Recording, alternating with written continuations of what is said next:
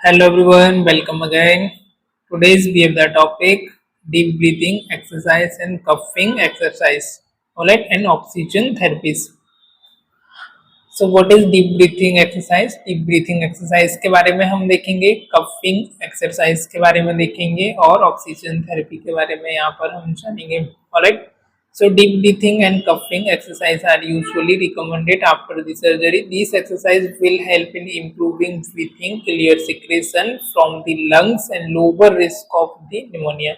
Alright, so deep breathing exercise आपकी usually recommend की जाती है आपके आफ्टर द सर्जरी, सर्जरी के बाद। स्पेशली ऐसा कोई आपका डिसीज है जिसमें आपका निमोनिया हो गया, अस्थमा हो गया, जिसमें आपका लोअर रिस्क ऑफ सिक्रेशन करने के लिए, help to improving breathing, breathing को इम्प्रूव करने के लिए, clear secretion from the lungs, lungs में जो भी आपका सिक्रेशन है उसको क्लियर करने के लिए, lower risk of the pneumonia, pneumonia के रिस्क को लोअर करने के लिए, कम करने के लिए इस टाइप की जो एक्सरसाइज है उसको हम फॉलो करते हैं।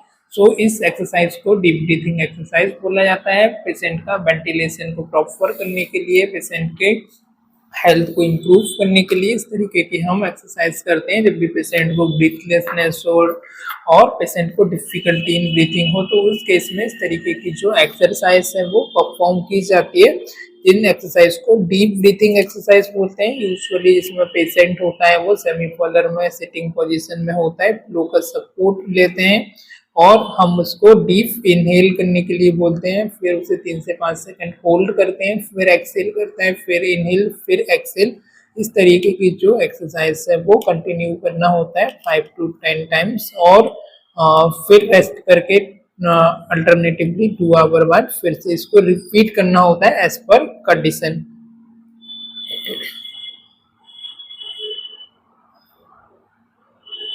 पेशेंट को इंस्ट्रक्ट करना होता है प्रॉपरली मूव करने के लिए उसको और उसकी पोजीशन को कंटिन्यूसली चेंज करने के लिए, और पेशेंट को हेल्प करती है ब्रीथिंग कफ को एक्सपेक्ट करने के लिए। Right, so this is the deep breathing exercise. Deep breathing exercise अब इसका क्या क्या पर्पस हो सकता है? So here is the improve lung ventilation and oxygen. Lungs का वेंटिलेशन को इम्प्रूव करने के लिए और ऑक्सीजन को इम्प्रूव करने के लिए हम ये प्रोसीजर, ये एक्सरसाइज देते हैं। Prevent pulmonary complication like atelectasis और निमोनिया। उसको पेशेंट को पल्मोनरी कॉम्प्लिकेशन से प्रिवेंट करने के लिए, जैसे कि आपका एटेलेक्टेसिस हो गया और निमोनिया हो गया, उससे प्रिवेंट करने के लिए। Promote airway clearance, airway clearance को प्रमोट करने के लिए हम करते हैं exercise. So this is the purpose deep breathing exercise की। क्या क्या आपकी स्टेप्स होती हैं? तो first step, place patient in the semi Fowler और अपराइट पोजीशन। पेशेंट को हम सिटिंग पोजीशन में, सेमीफोलर और अपराइट पोजीशन में रखते हैं, पीछे से उसको बैक सपोर्ट देते हैं। Instruct to the inhale deeply through the nose. Patient को इंस्ट्रक्ट करना होता है, उसे इंस्ट्रक्शन देना होता है, वो नोज से डीपली ब्रीथ लेता है, नोज से उसको डीप ब्रीथ लेने के लिए पेशेंट को बोला जाता है। उसके बाद डीप ब्रीथ लेने के बाद उसको होल्ड करने के लिए बोलना होता है 3 से 5 सेकंड, 2 से 3 सेकंड उसको होल्ड रखने के लिए बोलना होता है। उसके बाद पेशेंट को स्लोली एक्सेल करता है माउथ के थ्रू, उसको सांस को छोड़ने के लिए बोलते हैं। और रिपीट 5 to 10 टाइम, 5 से 10 बार इस तरीके के एक्सरसाइज को रिपीट करते हैं hourly if needed, in case needed है तो आवरली, अल्टरनेटिवली और 2 to hourly. Alright, so this is the deep breathing exercise जो कि पेशेंट को हम ब्रीथ इनहेल करने के लिए और सिक्रेशन को प्रिवेंट करने के लिए, निमोनिया अस्थमा को प्रिवेंट करने के लिए, ब्रीथलेसनेस की कंडीशन में इस तरीके की एक्सरसाइज हम पेशेंट को देते हैं। और आफ्टर 2 आवर में हम इसे 1 आवर में रिपीट करते हैं। इन केस पेशेंट यदि आपका थोड़ा सा डिजीनेस हो जाता है, लाइट हेडेक हो गया, तो थोड़ा सा हम उसे रेस्ट करने के लिए बोल सकते हैं, वापस से फिर से हम इसे शुरू कर सकते हैं। Alright, next one is the coughing exercise. Coughing exercise में क्या होता है? Inhale deeply through the nose, nose के थ्रू उसको लंबी गहरी सांस लेना होता है, इनहेल करना होता है। Exhale forcefully with a series of control cough. इसके बाद उसको एक्सेल करना है, ब्रीथ को एक्सेल करना है forcefully with a series of control coughs. जो उसका कफ आ रहा है उसको एक्सपेक्टोरेंट को उसको बाहर निकालने के लिए एक्सेल करना होता है सीरीज ऑफ कंट्रोल कप्स में। और इन केस नेसेसरी है तो पेशेंट को हम टिश्यू पेपर वगैरह प्रोवाइड करते हैं, provide tissue and exchange expectoration.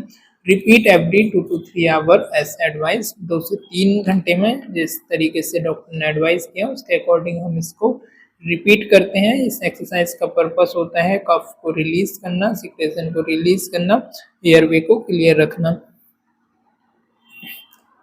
तो इसमें भी पेशेंट को हम जनरली सिटिंग पोजीशन में रखते हैं, एक फिर हम उसको सपोर्ट देते हैं, बैक सपोर्ट देते हैं, आगे से उसको पिलो का सपोर्ट देते हैं और बेड रेस्ट के लिए हम उसको कार्डियक टेबल देते हैं और पेशेंट को कफ करने के लिए बोलते हैं, म्यूकस को एक्सपेक्टोरेट करने के लिए बोलते हैं, टिश्यू पेपर और उसको किडनी ट्रे हम उससे प्रोवाइड करते हैं। पूरे Next one is the oxygen inhalation. Oxygen inhalation. Patient with the respiratory dysfunction are treated uh, with oxygen inhalation to relieve anosmia or hypoxemia. Deficiency of O2 in the blood. The normal amount of O2 in the arterial blood should be in the range of 80 to 100 mm of Hg. Alright, so patient with the respiratory dysfunction, ऐसा patient जिसको respiratory dysfunction है उसको हम इसमें treat करते हैं with the oxygen inhalation. Oxygen inhalation हम उसे ऑक्सीजन देते हैं। राइट, पेशेंट लाइक आपका एनोसेमिया है या हाइपोसेमिया है, both this term is the deficiency of the O2। O2 का आपका डेफिशिएंसी होना आपके ब्लड में, इस टर्म को हाइपोसेमिया या एनोसेमिया के नाम से जानते हैं मेडिकल टर्म में। The normal amount of O2 in the arterial blood should be in the range of 80 to 100। अब जो नॉर्मल अमाउंट है आपका O2 का वो आपके कितना होना चाहिए? Normal amount of O2 in the arterial blood should be 80 to 100 mm of Hg आपका होता है। इससे यदि लेस होता है तो पेशेंट को ऑक्सीजन की रिक्वायरमेंट होती है। किसी डिसीज की वजह से आपका ये डेफिशिएट हो रहा है, इससे फॉल हो रहा है, इससे बिलो जा रहा है, 60 के बिलो जा रहा है, तो इरिवर्सिबल आपका फिजियोलॉजिकल उसमें इफेक्ट होते हैं बॉडी पर। और आपके जो ब्रेन होता है, सेरिफेरल होता है, उसको भी आपका 20% ऑक्सीजन की रिक्वायरमेंट होती है। टोटल जो भी हम इनटेक करते हैं तो 20% आपका ब्रेन को रिक्वायरमेंट होती है। एंड 5 to 7 मिनट्स जो होता है आपका, or if there is O2 supply is cut off, the O2 administration treat the effect of the O2 deficiency but does not correct the cause। Right, O2 supply यदि cut हो जाता है तो brain को प्रॉपर O2 नहीं पहुंच पाती है, जिसकी वजह से भी प्रॉब्लम कॉज हो जाती है। राइट, अब इसका इंडिकेशन क्या होता है, क्या किस किस पेशेंट को हमको देना होता है? सो फर्स्ट है हाइपोसेमिया और लो ऑक्सीजन सेचुरेशन। ऐसा पेशेंट जिसको हाइपोसेमिया है, लो ऑक्सीजन सेचुरेशन है, ब्रीथलेसनेस का पेशेंट है, रेस्पिरेटरी डिस्ट्रेस है और रेस्पिरेटरी फेल्यूर है, पोस्ट ऑपरेटिव रिकवरी पेशेंट है, उसको देना होता है। कार्डियक कंडीशन है लाइक मायोकार्डियल इन्फार्क्शन है, रूमेटॉइड आर्थराइटिस डिसीज है, not rheumatoid arthritis, rheumatic heart disease है। राइट, और कोरोनरी आर्टरी डिसीज है, कोई सर्कुलेटरी फेल्यूर हो गया है, शॉक हो गया है, हेमरेज हो गया, इस कंडीशन में हम पेशेंट को फुट करते हैं oxygen. Right, critically ill patient है, अनकॉन्शियस पेशेंट है, ऑपरेशन थिएटर में आपका आफ्टर ऑपरेशन या आपका आईसीयू में एडमिट है, साइनोसिस है, पेशेंट का स्किन, नेल्स, म्यूकस मेम्ब्रेन में बिल्कुल डिस्कलरेशन हुआ है, ब्रीथलेसनेस है, शॉर्टनेस ऑफ ब्रीथ है, डिस्पेनिया है। राइट, इस पेशेंट को हम देते हैं सच जैसे आपका अस्थमा में, एम्फाइसेमा में, पल्मोनरी एम्बोलिज्म में, इस तरीके की कंडीशन आपको हो सकती है। इसके अलावा थ्रोम्बोसिस में हो गया, कोरोनरी आर्टरी डिसीज में हो गया, कार्डियक इनसफिशिएंसी में, इस तरीके की डिसीज होती है और जिसमें ऑक्सीजन की हमको रिक्वायरमेंट होती है। एनीमिया हो गया, it is the deficiency of इधर क्वालिटी और quantity of the RBCs. RBC की जो क्वालिटी है और क्वांटिटी है उसमें डेफिशिएंसी होना, उसमें कमी होना, उसको बोला जाता है एनीमिया। और आरबीसी के साथ आपकी ऑक्सीजन, हीमोग्लोबिन के साथ ऑक्सीजन बाइंड होके जाती है तो O2 आपकी कम हो सकती है ऑर्गन्स में, टिश्यू और सेल्स में, तो उस कंडीशन में भी हमको ऑक्सीजन थेरेपी पेशेंट को देनी होती है। Method flow rate oxygen concentration. अब इसमें मेथड ऑफ ऑक्सीजन डिलीवरी क्या हो सकता है, तो आपका डिफरेंट मेथड से हम ऑक्सीजन दे सकते हैं। इसमें आते हैं आपका nasal cannula, simple face mask, non rebreathable mask and oxygen hoods आता है, पेट इसके थ्रू हम देते हैं। नेजल कैनुला आता है आपका, right, and method flow oxygen consent nasal cannula में आपका 1 to 6 लीटर पर मिनट के अकॉर्डिंग आप दे सकते हैं, जिसमें कि आपका 20 to 44% तक आपका है ऑक्सीजन, तो आप इसमें दे सकते हैं, राइट। सिंपल फेस मास्क में जो होता है आपका 10 to 6 लीटर पर मिनट दे सकते हैं, 40 to 60% ऑक्सीजन आप इसमें दे सकते हैं। नॉन डिब्रीथेबल मास्क आता है, नॉन डिब्रीथर मास्क, जिसमें आप 10 to 15 litre per minute up to 100% तक आप इसमें दे सकते हैं। और ऑक्सीजन हुड्स आता है, जिसमें आप 5 to 10 litre per minute 30 to 35 आप इसमें दे सकते हैं। So here is the some oxygen devices जिससे आप दे सकते हैं। फर्स्ट है नेजल कैनुला, सेकंड आपका डिवाइस फेस मास्क, थर्ड है आपका device face tent, and fourth one is the आपका डिवाइस वेंटूरी मास्क। इसके अलावा है आपका डिवाइस नॉन रीब्रीथर मास्क और आपका हाई फ्लो जो आपका इसमें देते हैं हम, आपका जो एक मशीन आती है उससे हम इसको डायरेक्ट कनेक्ट करते हैं। I forgot about that. Alright, next है आपका care of the oxygen cylinder. Oxygen cylinder की केयर, इसमें आपको क्या क्या करना होता है।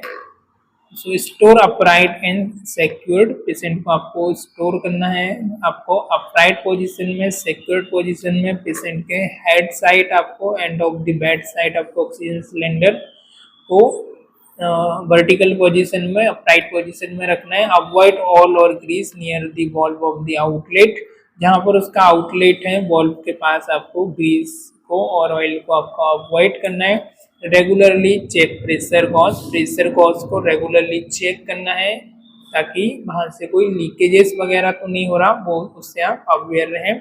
Keep away from the heat से, सनलाइट से, फ्लेम से, आपको ज़्यादा लाइट से और धूप से आप उसको बचा के रखना है। Label clearly with the oxygen, यदि ऑक्सीजन नहीं है तो आपको क्लियरली लेबल करना है कि नो स्मोकिंग, क्लियरली आपके ऑक्सीजन मास्क के पास label clearly with oxygen, no smoking आपको वहाँ पर लिखना है। कई बार आग लगने का चांस होता है फायर का। To test any leakage in the regulator, soap lather में भी यूज, कोई टेस्ट वगैरह हमको करना है लीकेज वगैरह रेगुलेटर का, तो उसके लिए सॉफ्ट लेदर का हम उसमें यूज कर सकते हैं, राइट। नेक्स्ट आपका hazards of the oxygen inhalation. Oxygen inhalation के समय पर क्या क्या आपको हैजार्ड्स हो सकते हैं। सो फर्स्ट है ऑक्सीजन टॉक्सिसिटी, ऑक्सीजन टॉक्सिसिटी हो सकती है, ऑक्सीजन टॉक्सिसिटी क्रिएट कर सकती है, specially at the high concentration, यदि हाई कॉन्सेंट्रेशन पर आप ऑक्सीजन दे रहे हैं तब। And suppression of the respiratory drive in COPD patient, suppression of respiratory को सप्रेस कर सकती है, जो नॉर्मल आपकी वॉल्यूम उसको सप्रेस कर सकती है इनकेस सीओपीडी का पेशेंट है तो। ड्राई म्यूकस मेम्ब्रेन को ड्राई करती है। Fire hazards due to oxygen combustibility, right. Fire and hazards हो सकता है ड्यू टू ऑक्सीजन कंबस्टिबिलिटी की वजह से, इन्फेक्शन हो सकता है, कंबस्सन हो सकता है, फायर हो सकता है, means to support combustion. And drying of the mucous membrane of the respiratory tract में जो म्यूकस मेम्ब्रेन है वो ड्राई हो सकती है। O2 टॉक्सिसिटी होना, O2 एक्सेसिव लेने की वजह से, एटेलेक्टेसिस होना, ऑक्सीजन इंड्यूस एपनिया होना और एस्पेक्सिया होना, जिससे आपको हैजार्ड्स हो सकता है। नर्सिंग की रिस्पॉन्सिबिलिटी क्या होना चाहिए O2 एडमिनिस्ट्रेशन करते समय। So assist the patient respiratory status and O2 saturation, patient का वाइटल चेक करना, स्पेशली ऑक्सीजन का सेचुरेशन कितना है, पल्स रेट क्या है, वो सारी चीज़ें आपको सेलेक्ट करना है, SpO2 को चेक करना है, स्टेटस को। Select appropriate device and flow rate, appropriate device as per condition, कौन सा डिवाइस रिक्वायरमेंट है उसको सेलेक्ट करना, as per flow rate, as per condition and flow rate को सेट करना। Educate patient on the usages and safety, patient को educate करना about the usages and safety material के बारे में। Check equipment function and cleanliness, equipment को check करना proper function में है नहीं है, क्लीनिंग में है या नहीं है।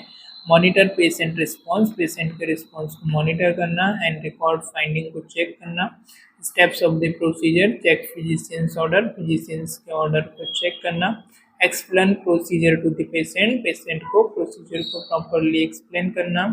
इसके बाद आपको हैंड को वॉश करना, ऑल इक्विपमेंट को आपको असेंबल करना near the patient. Attach flowmeter and deliver oxygen, flowmeter को अटैच करना, oxygen tube, oxygen set, mask को अटैच करना। Start oxygen is prescribe rate, उसका नेचल को वॉल्व को ओपन करके आपको जो भी प्रिस्क्राइब रेट है उस पर ऑक्सीजन को ऑन करना। डिवाइस को सिक्योर करना comfortably on the patient. Monitor करना ऑक्सीजन के सैचुरेशन को, ऑक्सीजन का सैचुरेशन कितना आ रहा है, ऑक्सीजन आपका पल्स ऑक्सीमीटर से प्रॉप से आपको मॉनिटर करना। नेक्स्ट है आपका document procedure and patient response, जो भी प्रोसीजर की है वो आपको डॉक्यूमेंट करना, पेशेंट के रिस्पॉन्स को डॉक्यूमेंट करना। Alright, after care of the patient, stay with the patient, कुछ समय तक पेशेंट के साथ रहना, रिकॉर्ड डेट एंड टाइम को रिकॉर्ड करना। Respect for an arterial blood gas analysis, EBG test कराना इफ इन केस नेसेसरी है तो। Take the articles to the utility room, articles को यूटिलिटी रूम में रिप्लेस करना क्लीनिंग के लिए। Ensure patient comfort and oxygen flow, ensure करना patient के कंफर्ट को चेक करना और ऑक्सीजन के फ्लो को चेक करना, कंफर्म करना। Reassess respiratory rate and oxygen, oxygen को और रेस्पिरेटरी रेट को, ब्रीथिंग रेट को रीअसेस करना, वापस से चेक करना, एंश्योर करना। Check skin around mask tube for irritation, skin को चेक करना अराउंड द मास्क और ट्यूब बिकॉज ऑफ इरिटेशन हो सकता है तो उसको चेक करना। Encourage fluid intake if mucosa is dry, mucosa is यदि ड्राई है तो फ्लूइड इनटेक को चेक करना। Educate patient about the fire and safety, fire and safety के बारे में पेशेंट को एजुकेट करना और डिवाइस की केयर के बारे में पेशेंट को एजुकेट करना। ऑलराइट, सो आज के लेक्चर में फिलहाल इतना ही। Let's quickly sum up. So यहाँ पर हमने डीप ब्रीथिंग एक्सरसाइज के बारे में देखा। Deep breathing exercise specially patient को ब्रीथलेसनेस है, कोई भी उसको ऐसी डिसीज है, कफ है, सिक्रेशन को रिलीज करने के लिए, ब्रीथिंग को क्लियर करने के लिए, लंग्स इसके अलावा ब्रीथिंग को इम्प्रूव करने के लिए इस तरीके की जो एक्सरसाइज हम प्रोवाइड करते हैं। इम्प्रूव द लंग वेंटिलेशन के लिए, एयरवे क्लियरेंस के लिए और पल्मोनरी कॉम्प्लिकेशन को प्रिवेंट करने के लिए हम इस तरीके की एक्सरसाइज प्रोवाइड करते हैं, जिसमें हम पेशेंट को डीप ब्रीथ लेने के लिए बोलते हैं, नोज से उसे होल्ड करने के लिए बोलते हैं 2 से 3 सेकेंड, फिर उसे माउथ से एक्सेल करने के लिए, रिलीज करने के लिए बोलते हैं। ऐसे 10 से 5 बार इसको रिपीट करते हैं और हर 1 घंटे में इसको हम रिपीट करते हैं। उसके बाद आती है कफिंग एक्सरसाइज, जो कि सिक्रेशन को रिलीज करने के लिए बोलते हैं, जिसमें नोज के थ्रू डीप ब्रीथ लेते हैं, उसके बाद उसे फोर्सफुली एक्सपल्स करते हैं, कफ को सीरीज ऑफ एक्सपल्सल करते हैं, टिश्यू पेपर देते हैं, किडनी ट्रे देते हैं, जिससे कि जो कफ आ रहा है वो एक्सपेल हो। और 2 से 3 घंटे में इस तरीके के एक्सरसाइज को रिपीट करना होता है। ऑक्सीजन में पेशेंट को रिक्वायरमेंट है तो ऑक्सीजन हम पुटअप करते हैं as per rate, as per condition, as per saturation से। रेस्पिरेटरी फेल्यूर है, हाइपोसेमिया है, राइट, पेशेंट को निमोनिया है, अस्थमा है, एटलेक्टिस है, साइनोसिस है, एनीमिया है, इस कंडीशन में हम ऑक्सीजन को पुट करते हैं। डिफरेंट मेथड हो सकती है, नेचुरल कैनुला होता है, सिंपल फेस मास्क होता है, रीब्रीथर मास्क होता है और ऑक्सीजन हुड्स होते हैं जिसके थ्रू हम पुट करते हैं। ऑलराइट, तो चलिए फिलहाल आज के लेक्चर में इतना ही, मिलते हैं किसी दूसरे क्लास में, तब तक के लिए keep learning, keep doing, bye bye. And if you have any doubt, you can leave your comment. Thank you for watching.